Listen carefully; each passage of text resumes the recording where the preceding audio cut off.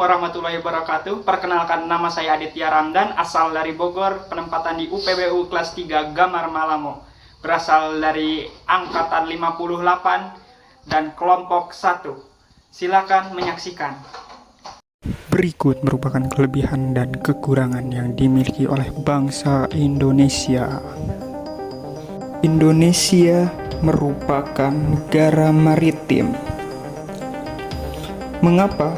Karena memiliki wilayah laut lebih luas dibanding wilayah daratan.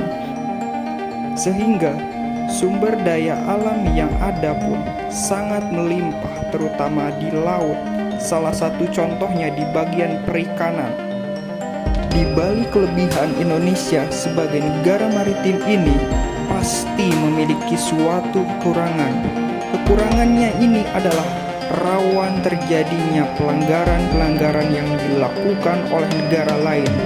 Entah itu adanya pelanggaran batas negara, pencurian sumber daya alam, terutama yang biasa terjadi ini, pencurian ikan yang biasanya terjadi, ataupun pelanggaran batas wilayah yang dilakukan oleh militer-militer negara tertentu, sehingga ini bisa membahayakan kedaulatan negara kita tercinta.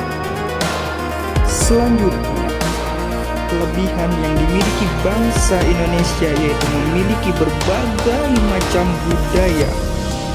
Ini disebabkan karena Indonesia terdiri dari ribuan pulau yang terpisah, sehingga kondisi ini menimbulkan keberagaman suku, bangsa, bahasa, budaya, dan agama di Indonesia. Dari dampak keberagaman ini memiliki kekurangan, yaitu mudah terjadinya konflik dan diskriminasi antar golongan. Ini terkadang terjadi karena kurang menghargai antar suku, sehingga dapat memicu perpecahan. Selain itu, kelebihan yang dimiliki bangsa Indonesia yaitu terdiri dari ribuan pulau, sehingga memiliki potensi wisata yang sangat besar. Ini bisa dimanfaatkan oleh warga sekitar untuk menciptakan UMKM baru yang dapat dijadikan sebagai mata pencaharian. Tetapi dampaknya atau kekurangannya yaitu menyebabkan biaya transportasi antar pulau menjadi sangat besar.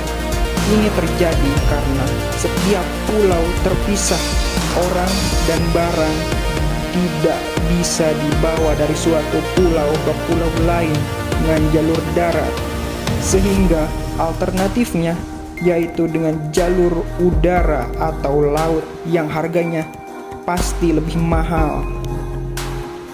Selanjutnya, berikut merupakan 3 tokoh inspiratif yang hidup di masa sekarang yang menunjukkan nilai-nilai bela negara. Yang pertama, mantan Menteri Kelautan dan Perikanan dari Kabinet Kerja 2014-2019 yaitu Ibu Susi Pujiastuti. Salah satu contoh nilai-nilai bela negara yang dilakukan beliau adalah berani membuat suatu gebrakan, yaitu memberantas illegal fishing dengan cara menangkap kapal-kapal illegal fishing tersebut kemudian menenggelamkannya. Ini termasuk ke dalam suatu wujud cinta tanah air yang termasuk ke dalam unsur-unsur bela negara dengan menjaga kekayaan alam yang ada. Yang kedua, Menteri Pariwisata dan Ekonomi Kreatif saat ini yaitu Bapak Sandiaga Salahuddin Uno. Salah satu contoh nilai-nilai bela negara yang beliau lakukan adalah mempromosikan pariwisata dan UMKM di Indonesia. Ini termasuk ke dalam memiliki jiwa kecintaan kepada tanah air yang termasuk ke dalam unsur-unsur bela negara.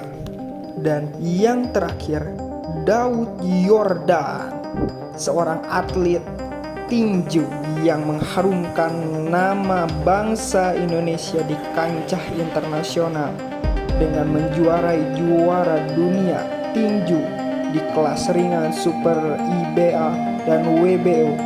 Ini termasuk ke dalam unsur bela negara, yaitu cinta tanah air dengan mengharumkan nama Indonesia di kancah internasional. Sekian, terima kasih. Mohon maaf apabila ada kekurangan. Wabillahi taufiq wal hidayah. Wassalamualaikum warahmatullahi wabarakatuh.